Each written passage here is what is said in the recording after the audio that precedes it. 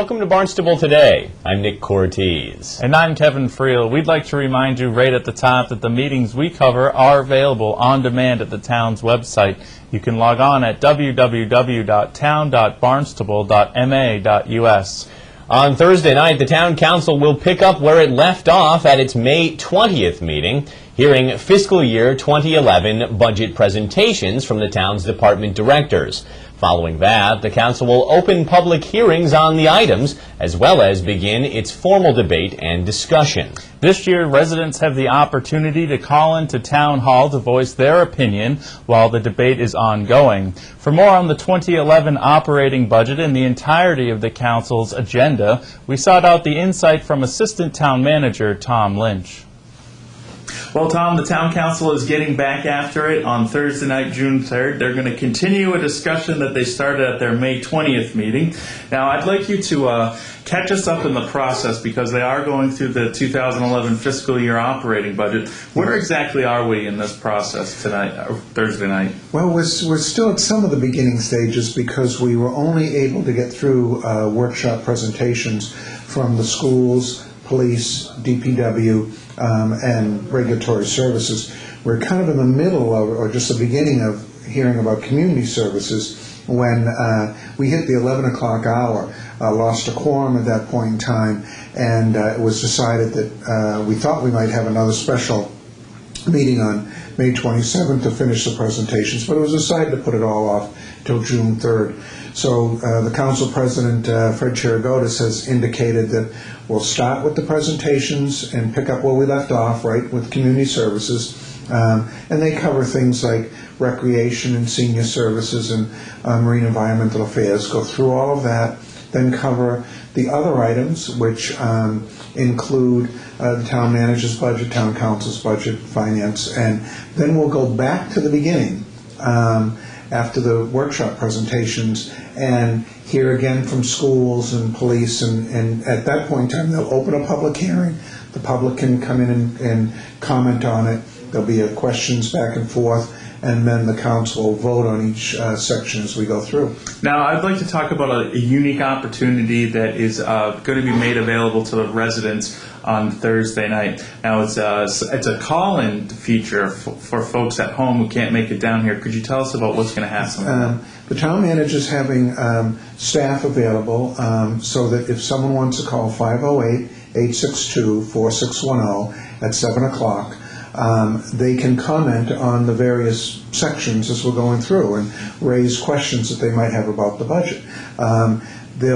The question we brought in, it won't be a live interaction, but we'll get a question or a comment from a citizen and be able to raise it so that if it's a question for the schools or DPW, they can address it during their presentation and say, here's something that's on the minds of constituents out there.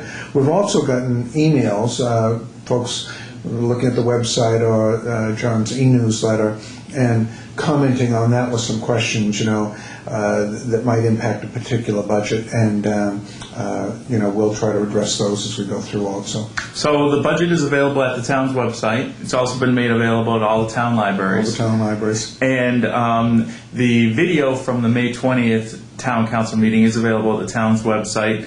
And Tom, I'd like you to now talk about, there's a couple different items sort of near the back of the budget items that you wouldn't necessarily associate with a department head like Lynn Poyant from Community Services. Who will be handling some of the things at the end of the budget? Finance Director Mark Milne will go through various commitments that we have, whether they're county assessments or state assessments or, for retirement services or for workers' comp, things like that. And all those items have to be listed because they're all a part of the $151 million budget.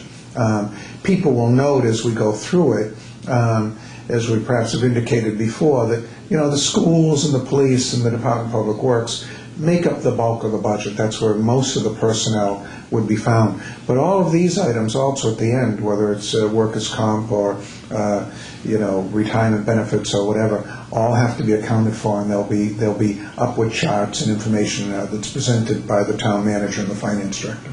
Very good. Now, I'd also like to know a little bit more about some of the things that are in the budget.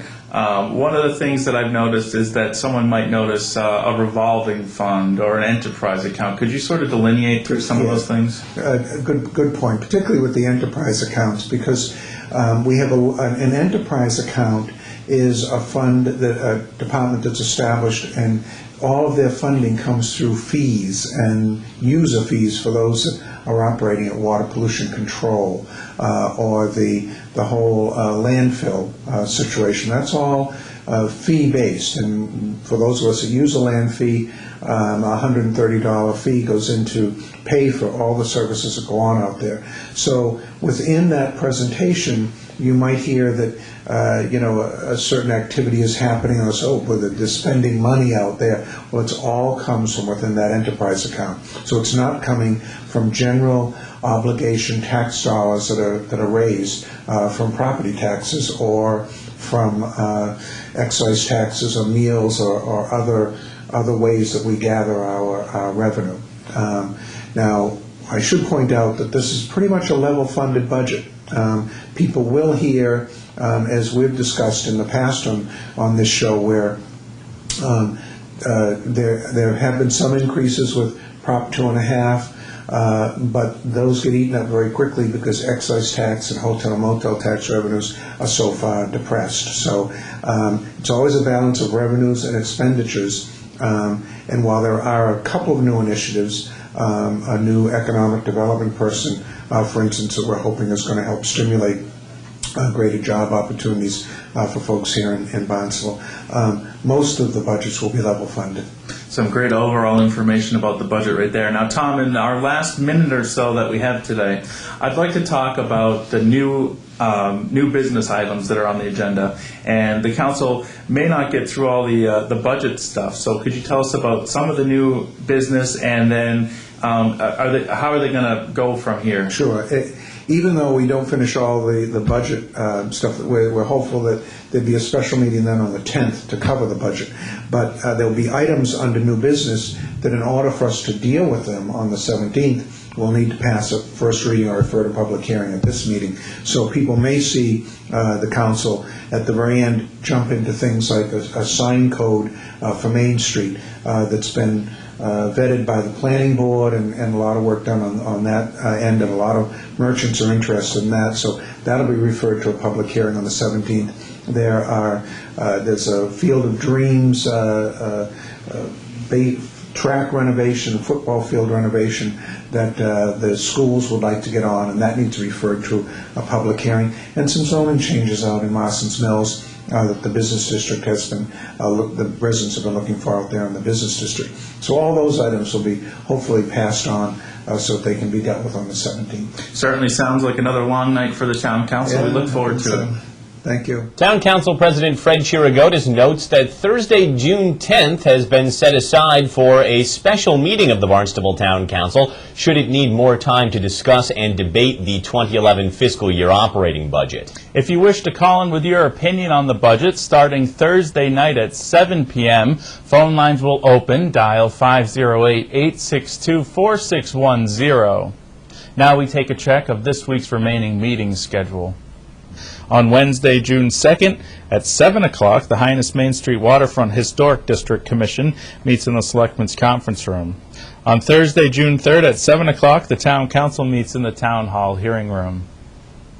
Well, that's all for now. For Kevin Friel, I'm Nick Cortez. We'll see you next time on Barnstable Today.